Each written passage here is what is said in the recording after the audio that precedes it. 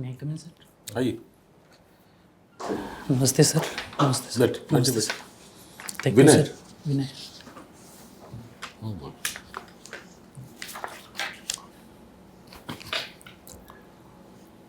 आपने प्रेफरेंस दिया है प्लानिंग ऑफिसर भी, यस सर। नियोजन अधिकारी। Yes sir. नियोजन की कोई भूमिका है अभी नीति आयोग के बनने के बाद? सर मेरे ख्याल से अभी नियोजन की भूमिका है सर। किसी भी रिसोर्सेज के डिस्ट्रीब्यूशन के लिए उसके तो जो डिस्ट्रिक्ट प्लानिंग कमेटी होती है यस उसका कार्य तो था कि वो प्लानिंग बना के स्टेट को दे और स्टेट भेज दे प्लानिंग कमीशन के पास। अब जब प्लानिंग कमीशन है नहीं हमारे पास, जी सर। तो फिर ये कैसे प्रोसेस काम करती है? सर ये अभी नीति आयोग के थ्रू उसकी जो गवर्निंग काउंसिल है उसके थ्रू काम करती है। तो प्लानिंग मैं करके बहुत- कहाँ भेजती है district planning committee? District planning committee sir state government को भेजती है। इसके बारे में सर मुझे ज़्यादा आइडिया नहीं है, लेकिन मैं अनुमान कर पा रहा हूँ सर। अच्छा, आपको ठीक है। आप मुझे ये बताइए कि जैसे हमने नीति आयोग बनाया, यस सर। तो एक्सपैंड कीजिए, क्या है नीति आयोग? नीति आयोग सर एक थिंक टैंक के तौर पे काम करता है जो भारत के पूरे देश के विकास के लिए पूरा नाम क्या है नीति का? National institute for transforming India. Transforming India.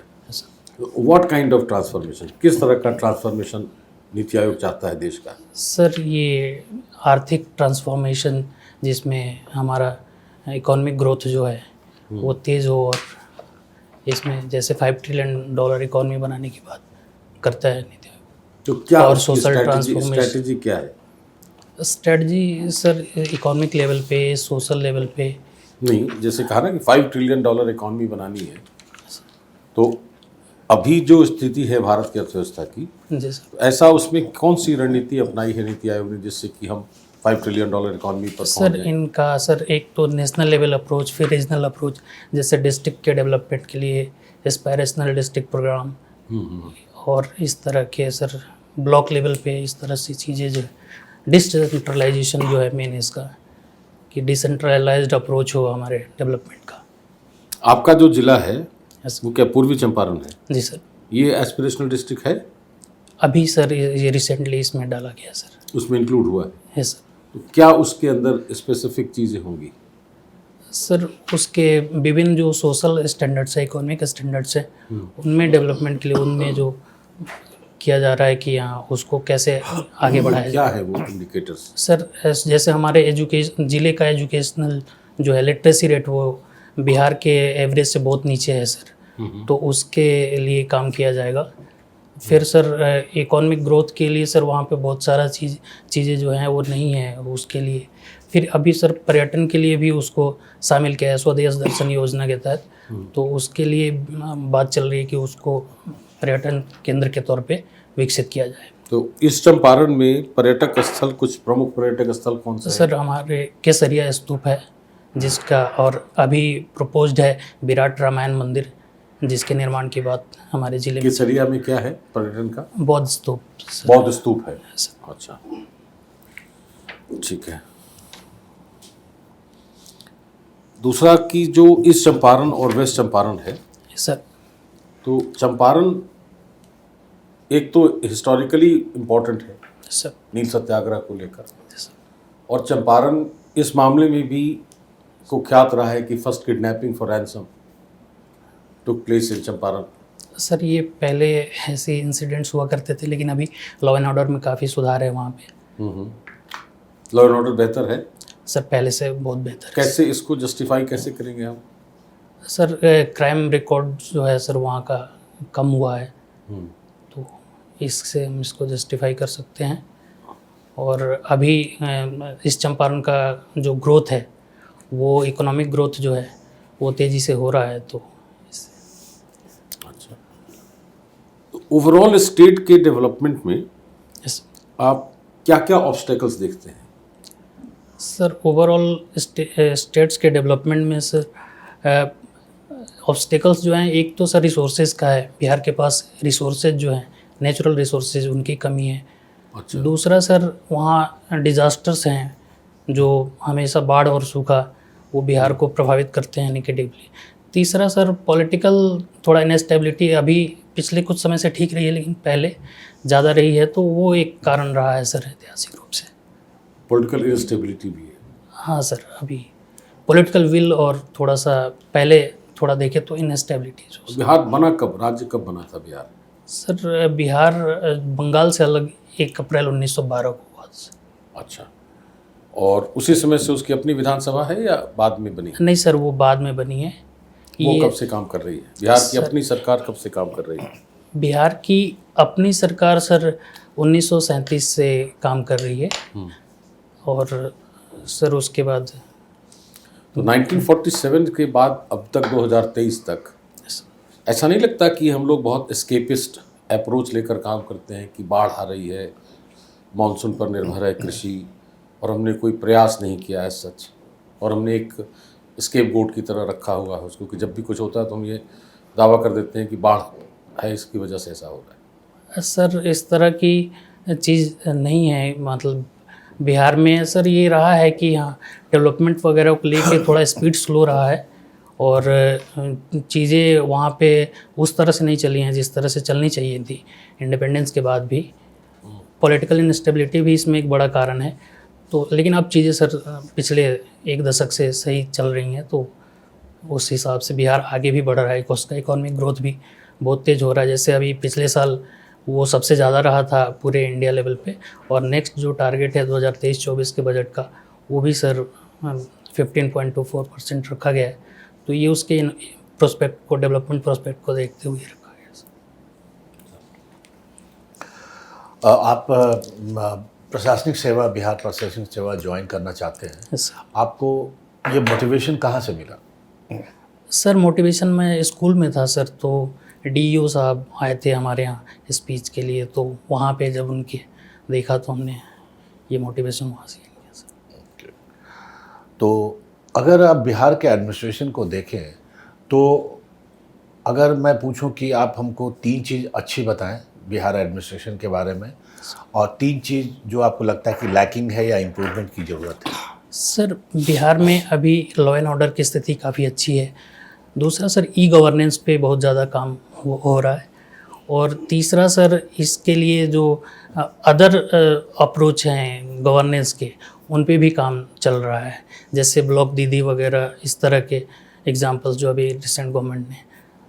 Sir lacking में सर हम कह सकते हैं कि अभी वो पूरी तरह से इंफ्रास्ट्रक्चर जो है उस तरह से डेवलप नहीं हुआ है, और बिहार सरकार में सर चीज़ें जो हैं वो थोड़ा टेक्नोलॉजी के लेवल पे अभी पूरी तरह ऑपरेशनल नहीं है, तो इस तरह की। और बिहार में करप्शन किस तरह से है पब्लिक सर्वेंट, पब्लिक लाइफ में? सर करप्शन तो हर डिपार्टमेंट में होता ही है, लेकिन मुझे इसके बारे में ज़्यादा आइडिया नहीं सर। होता ही है, मतलब ये एक सत्य है या इसको सर ये एक सिस्टम का या कह सकते पूरे हैं इंडिया कि में सेम है, या ये बिहार में क्या है, इसके बारे में आपका क्या कुछ कह सकते हैं? सर इसके बारे में मुझे पूरी तरह से अंदाज़ा नहीं है, लेकिन है वहाँ भी चीज़ें इस तरह की। तो उसको करप्शन को कंट्रोल करने के लिए आपके प्रशासन के हिसाब से क्या व्यवस्था ली जा सकती है? करप्शन कंट्रोल करने के लिए सर हम विजिलेंस का इस्तेमाल कर सकते हैं, टेक्नोलॉजी का इस्तेमाल कर सकते हैं, पब्लिक अवेयरनेस का इस्तेमाल कर सकते हैं, जिससे करप्शन कंट्रोल किया जा सकता है। पॉलिटिकल थोड़ा सा सर पॉलिटिकल इम्प्लांट जो चीज़ें हैं उसके हिसाब से हम कर सकते हैं। ये जो बीच बीच में जो डिमांड उठती रहती है कि बिहार को स्पेशल स्टेट का दर्जा मिलना चाहिए, आपको कितना जस्टिफाइड है ये डिमांड? सर बिहार के इकोनॉमिक कंडीशन को देखते हुए ये जस्टिफाइड लगता है, क्योंकि वहाँ अभी भी sir lowest per capita income है, लोवेस्ट लिटरेसी रेट है, और एक इसके क्राइटेरिया जो है कि नेपाल से बॉर्डरिंग इसका इंटरनेशनल बॉर्डर लगता है। तो इस हिसाब से मुझे लगता है कि बिहार को थोड़ा बूस्ट की ज़रूरत है स्पेशल स्टेटस के तौर पे। विनय, आपने हिंदी में ग्रेजुएशन किया देशबंधु कॉलेज से, जैसे और ये आपने किया 2009 में। 2009। इस दौरान आप क्या किए 2009 से 2023 में? 2009 से सर मुझे 9 में ही, अभी मेरा अपेयरिंग चल ही रहा था 3rd ईयर, तो मुझे घर जाना पड़ गया सर। मेरे घर में जो सोल मेल मेंबर थे उनके, मेरे दादाजी, उनकी तबीयत ख़राब हो गई और फिर 2 साल की लंबी बीमारी के बाद उनका देहांत हुआ। तो मुझे वो रिस्पॉन्सिबिलिटी उनकी रह के उठानी पड़ी, क्योंकि मेरे फादर और अंकल लोग नहीं रहते हैं घर पे, वो बाहर रह के अपना बिजनेस करते हैं घर से दूर। तो नहीं, मैं ये पूछना चाह रहा हूँ कि प्रोफेशनली कहीं आप एम्प्लॉयड प्रोफेशनली कुछ कर रहे थे सर, या तैयारी कर रहे अभी थे? मैं तो सर 2016 से बीपीएससी के लिए प्रिपेयर कर रहा था। 63वीं 64वीं और 65वीं का मैंने मेंस दिया। उसके बाद सर जब ये अभी 2-3 महीने से मैं सर फ्रीलांसिंग के तौर पे एक कोचिंग में सर काम कर रहा था। अच्छा। बिहार के संदर्भ में आपने बताया कि रिसोर्स क्रंच है, डिजास्टर्स हमेशा आते रहते हैं Yes, और पॉलिटिकल इंस्टेबिलिटी भी है। इनसे इतर मैं बिहार पर आऊँगा। वैश्विक दृष्टिकोण से अगर आप देखें तो औद्योगिकरण जिसे कहते हैं उसकी शुरुआत कहाँ हुई थी? औद्योगिकरण की शुरुआत सर शुरू में तो बिहार के साथ नहीं ही मैं वैश्विक सर इंग्लैंड से औद्योगिक क्रांति की शुरुआत किस समय शुरू हुई थी? सर ये 1860 के आसपास, 1860 या 1700? 1760 सर, 1780 के आसपास। ठीक है। तो यूरोप में भी अलग अलग चरणों में ये औद्योगिकरण हुआ है। और आप मुझे ये बताइए कि अलग अलग देश, जैसे ब्रिटेन में ये शुरुआत हुई, ब्रिटेन, फ्रांस, जर्मनी, फिर उसके बाद सेकेंड फेज़ में another set of countries, third phase में another set of countries industrialise हुए।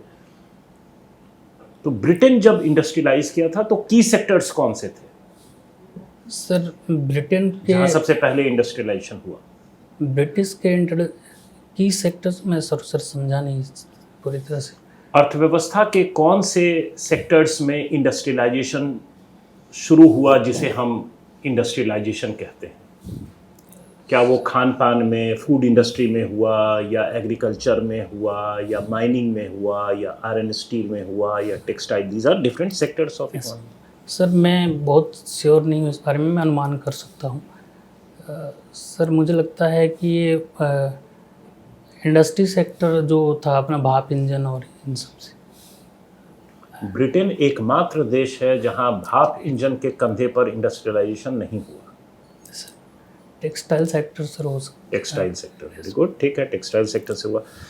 अब मैं ये सवाल इसलिए पूछ रहा था कि आज के दिन 2023 में Yes, बिहार जैसे प्रांत को yes, अगर इकोनॉमिकली अच्छा करना है yes, तो अपने किस सेक्टर को वो बेहतर करे, उसको इंडस्ट्रियलाइज करे या कुछ और तरीके से ट्रांसफॉर्म करे? सर बिहार के लिए जो अभी इम्पोर्टेंट सेक्टर है वो एग्रो बेस्ड इंडस्ट्रीज़ हो सकती हैं, आईटी सेक्टर हो सकता है जिसमें ह्यूमन रिसोर्सेज का इस्तेमाल कर सकता है बिहार अपने, जो कि हमारे पास काफ़ी यूथ आबादी है तो उसको इस्तेमाल करने की ज़रूरत है। ये 2 इंडस्ट्री मुझे लगती है।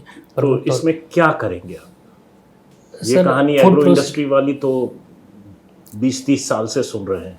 ठीक है सर।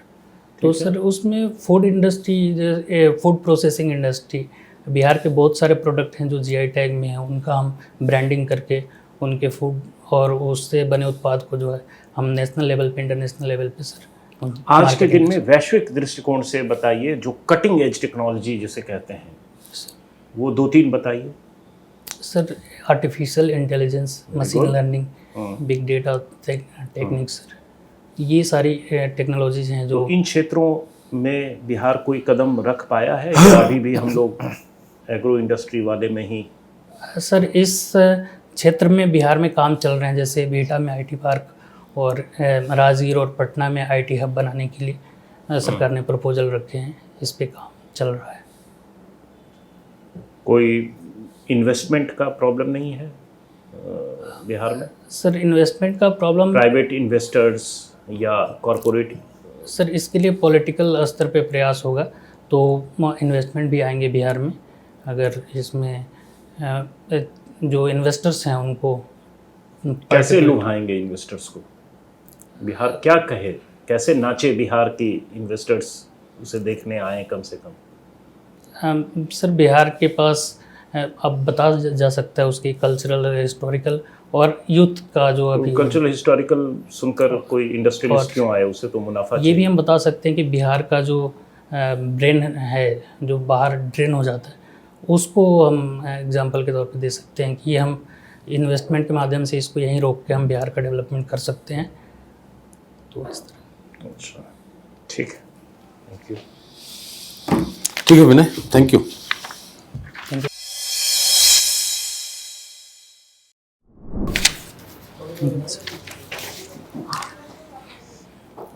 आइए विनय, थैंक यू सर। थोड़ा आपके सवाल के जवाबों में एनर्जी लेवल इम्प्रूव कीजिए। ठीक है सर। ठीक है, एनर्जी लेवल थोड़ा ये कीजिए, कंटेंट भी अगर बेहतर हो सके। सर अभी उस हाँ, अच्छा, ये आवाज़ में क्या, ये टेम्पोररी कुछ प्रॉब्लम नहीं है? सर, अभी थोड़ा गला सूख रहा है, इस वजह से। नहीं तो गलत बात है, क्यों सूख रहा है? क्यों सूख रहा है? आप तो- यहाँ सब अपने ही लोग हैं, फिर गला क्यों सूख रहा थोड़ा सर पहला मौका है, नर्वसनेस, अरे। पहला इंटरव्यू भी है सर। नहीं नहीं, नर्वस होने वाली तो कोई बात नहीं। कोई बात नहीं। है? तो वो चीज़ कीजिए, और थोड़ा सा जो कंटेंट है आंसर्स का, जैसे कोई आप प्रस्तावना रखते हैं या कोई सोल्यूशन देते हैं, तो उसके पीछे की लॉजिक जो है ओके वो रेडी होनी चाहिए। ठीक है, कि ठीक है, हम टेक्नोलॉजिकली इम्प्रूव करना चाहते हैं, या हम पब्लिक पार्टिसिपेशन के थ्रू इम्प्रूव करना चाहते हैं, या पॉलिटिकल एक मूवमेंट हम क्रिएट करना चाहते हैं, उसी से सोल्यूशन संभव है, तो उसके पीछे लॉजिक क्या है। ठीक है, ठीक है सर। वो चीज़ थोड़ा सा ध्यान रखिए। जैसे कटिंग एज टेक्नोलॉजी में आप सही बिल्कुल जा रहे थे, लेकिन इंडस्ट्रियल टेक्नोलॉजी वाले में इसी मामला था। पूरा टेक्सटाइल इंडिया का बैठ गया, इन लोगों ने यही तो किया। हाँ। यहाँ का रॉ मॉल लेके हमको खुद स्वदेशी आंदोलन शुरू हुआ। थोड़ा सा ही- बाद में ध्यान आया सर। नहीं, कोई बात हिस्टोरिकल इंसाइट रहेगा तो अच्छा कर पाइएगा। नर्वस होने की जरूरत नहीं। नर्वसनेस में क्या होता है ना, कई बार जैसे है ना कि आती हुई चीज़ वहाँ पर प्रेजेंट नहीं हुई, तो वो नुकसानदेह होगी। तो बाकी तो अभी आंसर दे ही दिया। मैंने लिखा था कि थोड़ा सा वॉइस का पिच ऊपर होना चाहिए, तो वो तो कह ही दिया कि गला मैं सूख शुरू रहा में है। ही बोलने वाला था कि थोड़ा ऊंचा बोले। हाँ, सर ऐसा है, कोई प्रॉब्लम नहीं है। कोई डरने आप वाली बात confidence नहीं, और में गुड ओवरऑल कोई प्रॉब्लम। Thank you. अच्छा, अच्छी स्थिति है, ऐसी कोई दिक्कत नहीं है। 4 तारीख तो हुई गया आज, 11 को है। 11 को। हाँ, be confident, you are a good candidate. अच्छा कैंडिडेट है, कोई दिक्कत नहीं। ठीक है, थैंक यू। Thank you.